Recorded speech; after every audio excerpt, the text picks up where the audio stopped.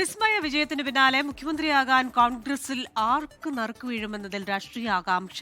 K C. Venugopal, VD. Satheesan, Ramesh Chennithala എന്നിവരാണ് പരിഗണനയിൽ. ഈ മാസം 10-ന് ശേഷം സത്യപ്രതിജ്ഞ നടത്താനാണ് UDFന്റെ ആലോചന. 102 സീറ്റ് വിജയത്തിന്റെ തിളക്കം മങ്ങുന്നതിന് മുൻപേ സത്യപ്രതിജ്ഞ ചെയ്ത അധികാരമേൽക്കണമെന്നാണ് UDFിലെ ആലോചന. വിജയത്തിന്റെ ആവശ്യം നിലനിൽക്കുമ്പോൾ തന്നെ മന്ത്രിസഭാ രൂപീകരണം നടത്തിയാൽ തീരുമാനം എളുപ്പമാകുമെന്നാണ് കണക്കുകൂട്ടൽ. വി.ഡി. സതീശൻ, കെ.സി. വേണുഗോപാൽ, രമേശ് ചെന്നിത്തല എന്നിവരെയാണ് മുഖ്യമന്ത്രി സ്ഥാനത്തേക്ക് പരിഗണിക്കുന്നത്. ജയിച്ചു വന്ന 63 കോൺഗ്രസ് MLA-മാരുടെ പിന്തുണ ആർക്കാണെന്നറിയുകയാണ് ആദ്യ നടപടി. ഇതിന് മേൽനോട്ടം വഹിക്കാൻ ഹൈക്കമാൻഡ് നിരീക്ഷകരെ നിയോഗിക്കും. നിരീക്ഷകരുടെ സാന്നിധ്യത്തിൽ നിയമസഭാ കക്ഷിയോഗം ചേരും.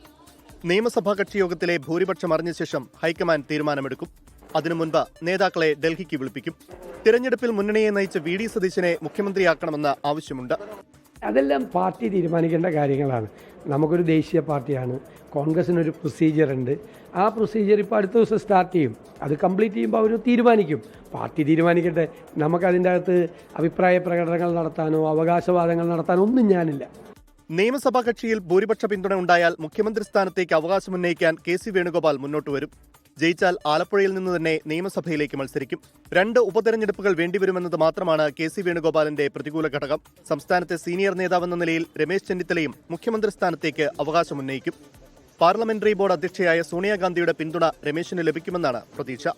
24 തിരുവനന്തപുരം.